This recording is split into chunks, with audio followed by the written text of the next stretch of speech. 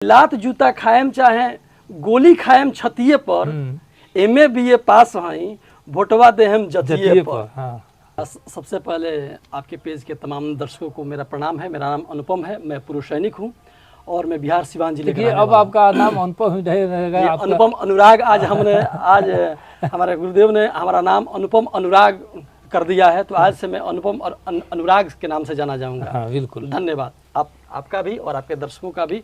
तो सुनिएगा, मैं लिखा था, चूंकि कवि को जब कोई चीज़ लिखता है या कहता है तो उसको व्यक्तिगत रूप से नहीं लेना चाहिए। बिल्कुल। वो एक जो हमारे समाज में एक सकारात्मक जो उपदेश देता है और लोगों का हंसी से खेल करके समय सही, मतलब कुल मिलाकर सकारात्मक चीज़ों को के लिए ये लाइनें कही जाती हैं। बिल्कुल। इसको व्यक्तिगत किसी जाति किसी धर्म से नहीं लेना चाहिए, है ना। पहले उसको क्लियर करें कि हाँ ये कहना क्या चाहते हैं। तो मैं 4 लाइनें आपसे निवेदित करूंगा, अगर आप तक पहुंचे तो आप लोग जरूर बताइएगा कमेंट में कि मैं लिखा था आजकल के परिवेश के ऊपर कि लात जूता खाएम चाहे, लात जूता खाएम चाहे गोली खाएम छतिये पर, एमए बीए पास हई वोटवा देहम जतिये पर। वाह वाह वाह। एमए बीए पास हई। आज देखे होंगे समाज में क्या है, जातिवाद का कैसा चल रहा है। कितना भी शिक्षित आदमी, सनातन धर्म बढ़ चुका है। बिल्कुल बढ़ चुका है। तो इसलिए मैं लिखा था कि लात जूता खाएम चाहे गोली खाएम छतिये पर, एमए बीए पास हई वोटवा देहम जतिये पर। अगड़ा पिछड़ा ऊंचा नीचा, अगड़ा पिछड़ा ऊंचा नीचा केहू कहे बड़ छोट, आ 5 साल के वोट के कीमत 500 के नोट। बिल्कुल बिल्कुल बिल्कुल। 5 साल के वोट के कीमत 500 के नोट।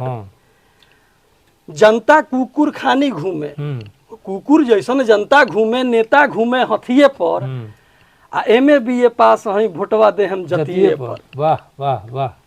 रोड नाला ना चाही, रोड नाला चाही नहीं, खेती डूबे बाढ़ में, हमार जात जिंदाबाद, विकास जाओ भाड़ में। वाह। विकास जाओ भाड़ में। वाह वाह। हमारा जात के जे बोली, हमारा जात के जे बोली, मारेम गणासी नटिये पर, एमए बीए पास हई वोटवा देहम जतिये पर। वोटवा देहम जतिये पर। पक्का के मकान न चाही, पक्का के मकान न चाही, रहेम मड़ई टाटी में, आ तीनों टाइम मीट मुर्गा मिली, रहेम वही पार्टी में। बिल्कुल, ये तीनों टाइम रोजगार के मारा गोली, रोजगार के मारा गोली, बेचेम घुघनी अंडा, आ जात के क्रिया खैले बानी कैसे छोड़ी झंडा। बिल्कुल बिल्कुल। जात के क्रिया खैले बानी कैसे छोड़ी झंडा। वाह वाह।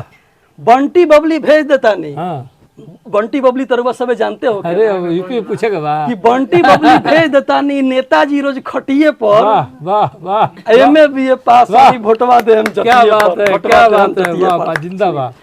कि केहू के मन कमल फुलाइल, केहू के मन कमल फुलाइल, केहू के मन ललटेन, आ साइकिल हाथी घूमे केहू केहू पंजा के प्लेन। बिल्कुल। साइकिल हाथी घूमे केहू केहू पंजा के प्लेन। बोस भगत आजाद जन्म ले जौना पावन माटी पर, बोस भगत आजाद जन्म ले जौना पावन माटी पर, ओह देश के युवा वर्ग मुआता जाति पार्टी पर। बिल्कुल बिल्कुल बिल्कुल। ओह देश के युवा वर्ग मुआता जाति पार्टी पर। राजनीति से बड़का नाटक ना कोनो कहानी, राजनीति से बड़का नाटक। अजय पार्टी में कल ओह पार्टी में इनका के वोट दी जाके उनका में मिल जाता। बिल्कुल बिल्कुल। तो राजनीति से बड़का नाटक ना कोनो कहानी, आ जातिवाद में जरता रे सारा हिंदुस्तानी। बिल्कुल बिल्कुल। जातिवाद ऐसा फैलल बा, पूछी मत। तो जातिवाद में जरता रे सारा हिंदुस्तानी। सोच सोच के अनुपम रोएले, सोच सोच के अनुपम रोएले, देशवा के किस्मतिये पर, आ एमए बीए पास हई वोटवा देहम जतिये पर। वोटवा देहम जतिये पर। लात जूता खाएम चाहे गोली खाएम छतिये पर, एमए बीए पास हई वोटवा देहम जतिये पर। बहुत बढ़िया, बहुत अच्छी रचना, बहुत धन्यवाद।